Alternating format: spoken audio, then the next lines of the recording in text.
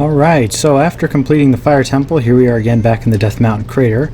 There are a couple of things to do now that I have the Megaton Hammer. For one, all of those red stones that you've seen on Death Mountain Trail or wherever, like this one right here, you can now break them. They require 2 hits with the Megaton Hammer, and you can break them. The annoying thing about them is that they're going to reappear, well, depending on the location, they're going to reappear for every time you reload the area. This one here, however, as well as the 2 over here to the right, will not reappear. Once you break them, you break them. But I'm breaking this for an important reason as to where, well, let's get Navi's annoying dialogue out of the way. No, I can't feel a breeze. I'm in a volcano. Anyway, you break these, and there's a Great Fairy's Fountain behind it. So go ahead and pull your Ocarina out, and then play Zelda's Lullaby to get the Magic Meter Enhancement.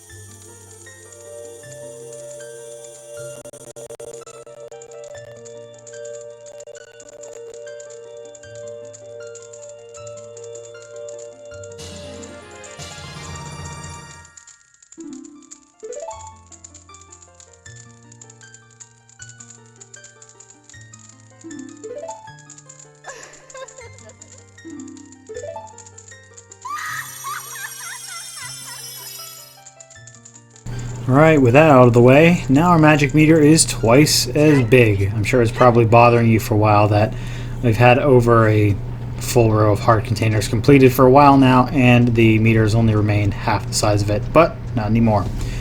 Okay, so with that out of the way, let's go ahead and continue on. There are a few more things to get here on Death Mountain. Really just a couple, nothing too much, but I also want to show off that these bombable rocks, I know it's hard to tell with the lighting here, the Death Mountain crater, but these are just the normal bombable rocks, and they can also just be used with the Megaton Hammer. So down there is just a business scrub, and I don't need it right now. I don't remember what he sells. I think it's a shield, but I could be wrong, but I don't remember. It's not important.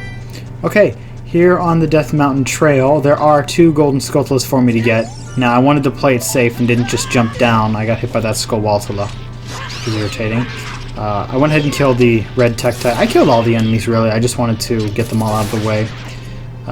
Quite irritating. I could have just jumped down, saved me a lot of time, but this video really isn't that long. Well, after editing, this video is not very long, but recording it, this video was like over 25 minutes long, so yeah, editing magic can just shorten things, you know? It's awesome. Okay, so once you get over here, go ahead and play the Sun Song to make it nighttime. Or unless it's nighttime already, then, well, obviously there's no need. Okay, break this rock. This one will need 2 hits. And then you can kill it with the Golden Skulltula. You can also use the Megaton Hammer to kill it, but I think it will take 2 hits. Don't know how, because getting hit by the Megaton Hammer, in my opinion, would probably hurt a lot more than getting hit with the Master Sword. I don't know. Maybe then you could squish it like a pancake. I guess maybe their shells are like bone. I mean, it is a Skulltula after all, so that would make sense. Anyway, that doesn't matter. There's another one under this rock here as well. You probably noticed it. You maybe even have heard these just by walking around here at night, just trying to figure out. Alright, so now you can finally see that I have cleared all of the Death Mountain Golden Skulltulas. If you haven't, well then, you should probably check out some of my other videos, or maybe I can make a guide to this, I don't know.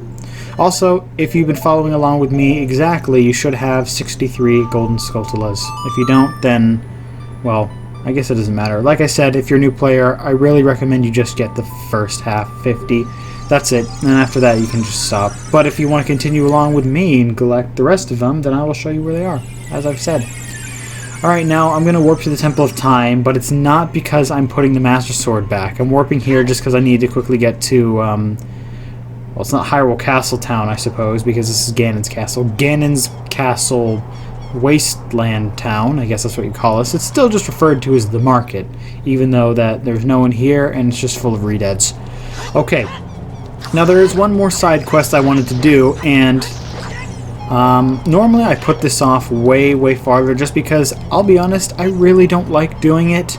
But you can do it, the earliest you can do it is right after you complete the Forest Temple or get the Fairy Bow. So, you may have noticed that for a while I've had 3 empty bottles, and now we're going to fix that. So you come in this house, you remember this house, whenever you were a child, Link, there was a single garden here, and then it was just full of jars. And he just says that he's bored and he wishes that there were more troubles in the world.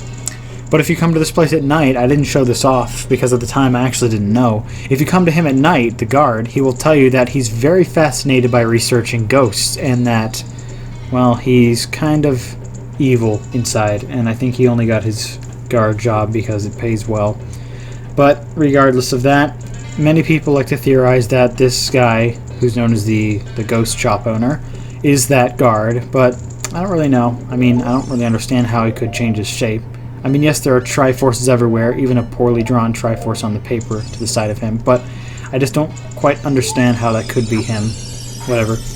Now, I went ahead and emptied my 2 bottles, so I had one with the fairy and one with milk in it, and, well, I emptied them because, well, so I could easily do this. So, I have to collect Big Poes in Hyrule Field, and I have to bring them to him.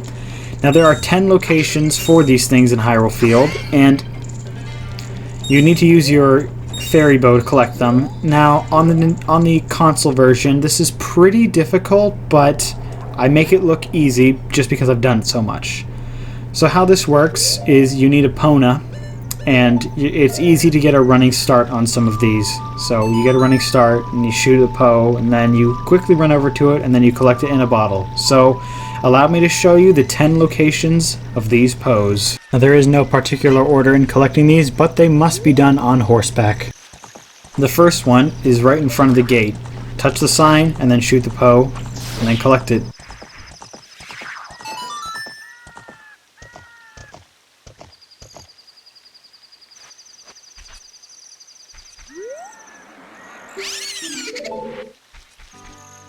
The second one is in the central of Hyrule Field. There's this awkward wall here, and it's kind of hard to do it while moving, so I kind of just have Epona sit stationary. It is very difficult because Epona's head is in the way and she keeps neighing after every shot. The third one is closer to this Y pathway right here, like in the middle, next to this silver stone. Go ahead and park Epona next to it, shoot it, and then quickly run over to it to collect the third Poe.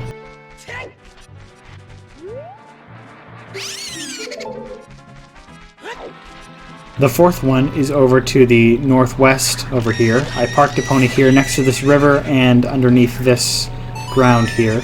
Now this one's difficult because it kind of puts Epona in a very awkward place and it's very difficult to aim with this emulator.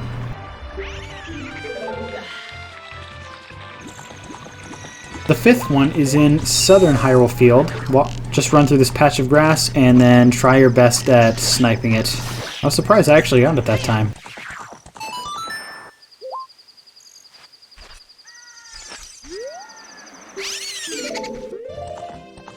The sixth one is also in southern Hyrule Field. Just ride next to this rock here, and then try your best at sniping.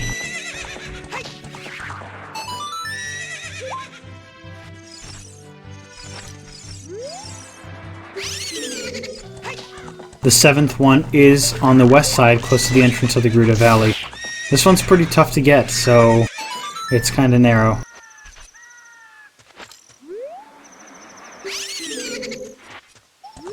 The eighth one is practically right next to it. Quickly run through this grass, and this is probably one of the hardest ones to get.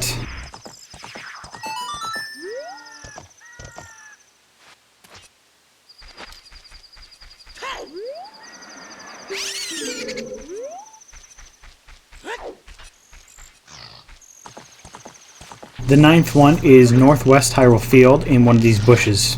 Ride next to the bushes, and then snipe away.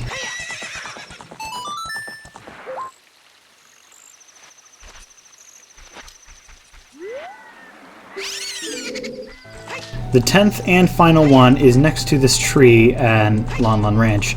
Now it's easier to ride through it if you're coming from east to west and then continue moving while you are shooting at it. So, just like that. And that is successfully all of the Poes. And I don't think I've mentioned this before, is that for every 3 that you fight, except for the last one, which is the 10th, you'll have to sell them all at the ghost shop for 50 rupees a piece. And I actually have been doing that. I just cut them all out because there's no point in seeing them. And the ghost shop owner gives you a sort of membership card, and for every Big Poe you bring him, he puts 10 points on that membership card. And he always says that if you can bring him 1,000 points, then he will make you a very happy man. Well, that time has finally come. So as I've said, I've cut out all the other times I've sold ghosts to him, just so that you wouldn't have to keep seeing all this repetitive nonsense, which is very nice because it also saved me so many precious minutes off of the video to make it nice and short for you guys. So, after finally collecting all the 1,000 points, eventually after chatting you way too much and calling you a genuine ghost hunter, yeah, see, a genuine ghost hunter, he eventually will say that you are amazing, and he'll eventually give you the last empty bottle.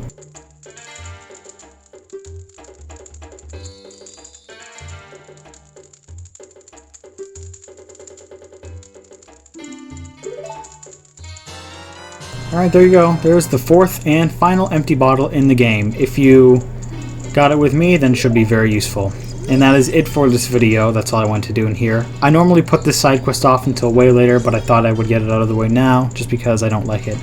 Well, that's it. Join me for the next video, where I will be continuing in the main quest.